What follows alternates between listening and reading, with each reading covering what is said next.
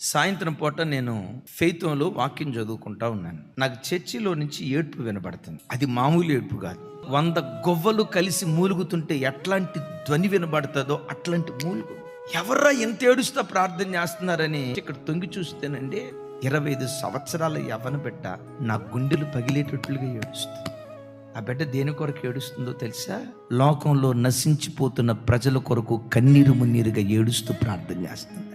దేవా, కోట్ల కోట్ల కొలది ఆత్మలు నరకానికి వెళ్ళిపోతున్నాయి. నిజదేవుడు ఎవరో తెలియక విగ్రహారాధికులుగా మిగిలిపోతున్నారు. దైవము కాని వాటిని ప్రజలు ఆరాధిస్తున్నారు.